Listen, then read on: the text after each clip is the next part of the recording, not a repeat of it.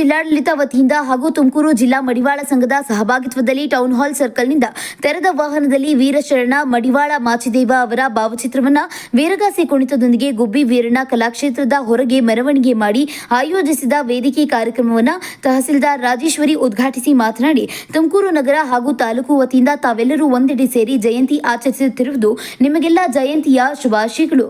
ಜಿಲ್ಲೆಯಲ್ಲಿ ಆಯಾ ತಾಲೂಕುಗಳಲ್ಲಿ ಕಾರ್ಯಕ್ರಮ ಆಯೋಜಿಸಿದ್ದು ಉತ್ತಮವಾದ ಬೆಳವಣಿಗೆಯಾಗಿದೆ ಎಂದು ಅಭಿಪ್ರಾಯಪಟ್ಟರು.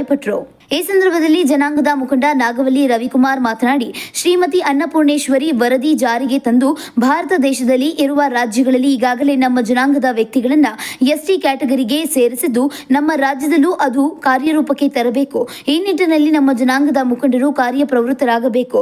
ಸರ್ಕಾರ ನೀಡದೇ ಇದ್ದರೆ ಮುಂದಿನ ದಿವಸಗಳಲ್ಲಿ ಉಗ್ರವಾದ ಪ್ರತಿಭಟನೆ ಮಾಡಬೇಕಾಗುತ್ತದೆ ಎಂದು ಎಚ್ಚರಿಸಿದರು. ಹಾಗೂ ನಮ್ಮ ಸಮಾಜದ ಬಂಧುಗಳಿಗೆ ಮಕ್ಕಳಿಗೆ ಹೆಚ್ಚಿನ ವಿದ್ಯಾಭ್ಯಾಸಕ್ಕೆ ಹೆಚ್ಚು ಒತ್ತು ನೀಡಬೇಕು ಹಾಗೂ ಸಂಘ ಅಂತ ವಿದ್ಯಾರ್ಥಿಗಳಿಗೆ ಆರ್ಥಿಕವಾಗಿ ಅವರ ಪರ ನಿಲ್ಲಬೇಕೆಂದು ತಿಳಿಸಿದರು.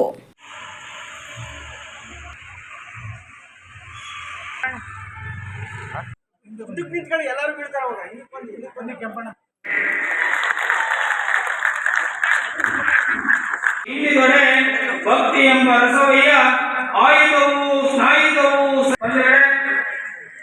ಈಗ ಜಂಟಿ ನಿರ್ದೇಶಕರು ದೇವ ಜಯಂತಿಯ ಶುಭಾಶಯಗಳು. ನಾವು ಇವತ್ತು ಗುಬ್ಬಿ ರಣ ಕಲಾಕ್ಷೇತ್ರದಲ್ಲಿ ಶ್ರೀ ಮಾಚಿದೇವ ಜಯಂತಿಯನ್ನು ಹಮ್ಮಿಕೊಂಡಿದ್ದೀವಿ. ಈ ರಾಜ್ಯ ಸರ್ಕಾರ ಜಿಲ್ಲಾ ಮಟ್ಟದಿಂದ ಆಯೋಜಿಸಿದೆ.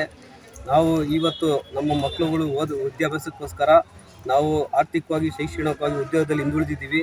ಪ್ರತಿ ವರ್ಷ ರಾಜ್ಯ ಸರ್ಕಾರ ಈ ವರ್ಷಕ್ಕೊಂದ್ಸಲಿ ಜಯಂತಿ ಮಾಡ್ತಾರೆ.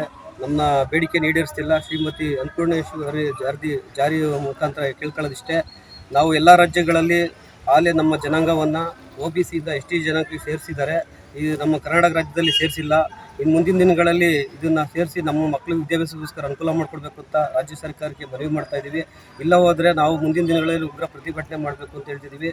ವರ್ಷಕ್ಕೊಂದ್ಸಲಿ ಈ ಥರ ಒಂದು ಜಯಂತಿ ಮಾಡಿಸ್ತಾರೆ ಸರ್ಕಾರ, ಅಷ್ಟು ಬಿಟ್ಟರೆ ಯಾವುದೇ ನಮಗೆ ಲಾಭ ಆಗ್ತಾಯಿಲ್ಲ.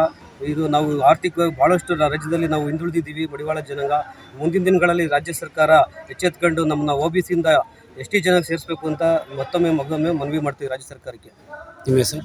ರವಿಕುಮಾರ್.